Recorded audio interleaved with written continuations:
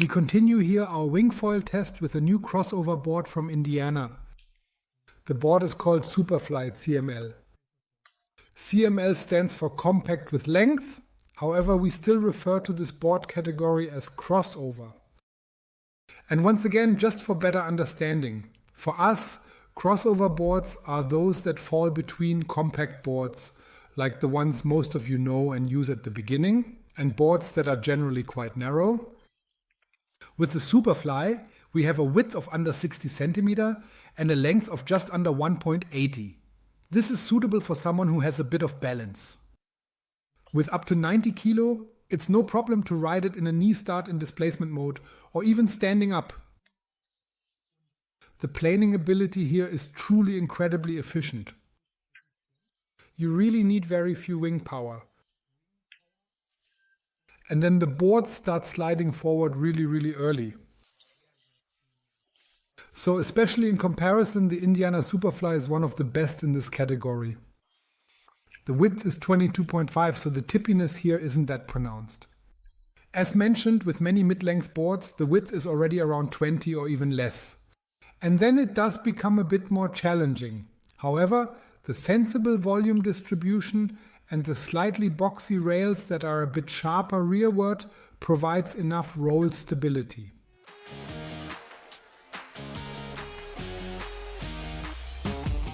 We tested the Superfly with 89 liters using different foil sizes, 700, 850, 900 and 1100. All of them are in the range of high mid-aspect foils, with a mid-aspect from 9 to 10.5. The track boxes of the Superfly are positioned a bit further forward, more towards the center of the board, and the boxes are overall very long, so you can easily achieve the right trim for a wide variety of foil sizes, well beyond what we tested, without any issues.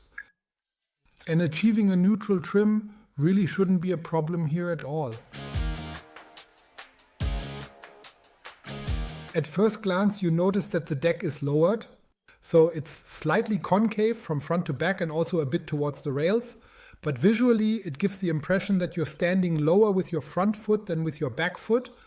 In principle this is also correct because this line creates a parallel to the underwater hull. So you're standing with your front foot at exactly the same distance as with your back foot relative to the line of the underwater hull. And as a result you get a really nice responsiveness to the board's steering on all axes. The pitch axis can be controlled in a completely neutral way because of this. Thanks to its narrow width, the board is also perfectly suited for very tight turns when it comes to roll. And the yaw can also be controlled with little effort thanks to the box being positioned further forward. Since the trim on this modern board has shifted further forward, it's easier to steer compared to a compact model. Similar to the center steering concept, we simply have less inertia mass in the nose. What's behind the back foot isn't as noticeable, but we do have the longer waterline for better glide when starting off. And that's what makes the difference here. And with the Superfly, this combination is not just a concept, but has actually been implemented really well.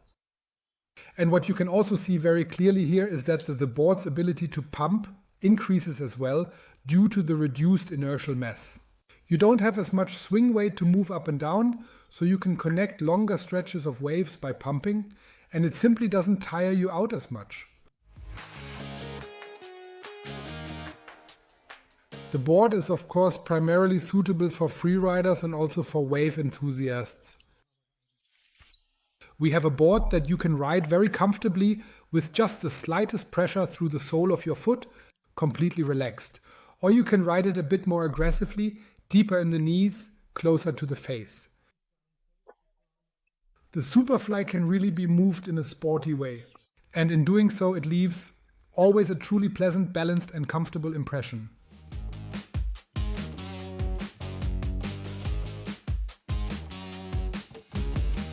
And if you do happen to catch the edge just a little, the speed is reduced here in such a way that the flow might be interrupted, only minimally, but you don't lose control.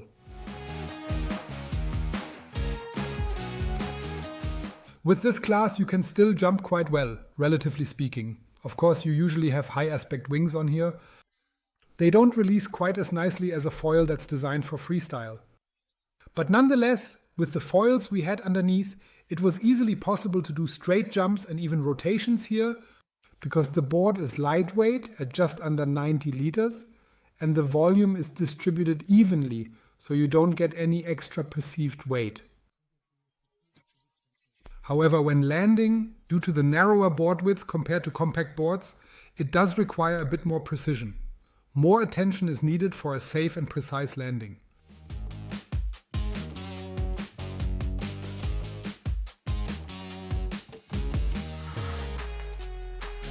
Let's move on to the conclusion. The Superfly belongs to the category of crossover boards.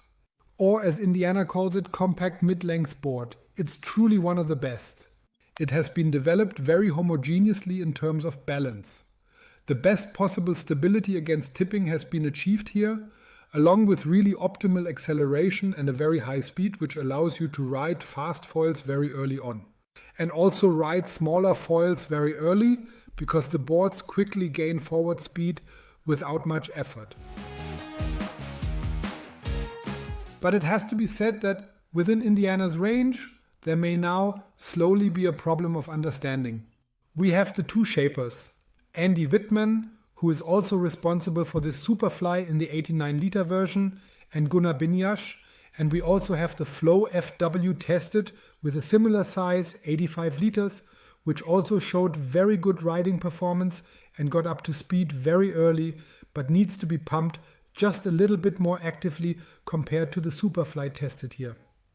Now the real question is, who should choose which one? Because the Superfly is of course also very well suited for the wave. You can really get deep into the turn here thanks to the narrow board width. And even if you want to do simple jumps, the Superfly isn't too sluggish. So we might make things a bit more complicated by saying that we have the Flow FW, which nowadays is among the compact boards, and the Superfly. Accordingly, it fits a little bit more to freestyle, but also very good for the wave because the tail has been pulled in slim and it doesn't get catch either. Also a very nice volume distribution and good balance, but it's just a bit shorter than the Superfly. The Superfly is for those who want to ride a small, fast foil that doesn't have such strong lift. You need a board that picks up speed on its own. And in that regard, the Superfly is superior to the Flow FW. So you can clearly see here, specialization is being celebrated. The advantage, of course, is that no wish is left unfulfilled.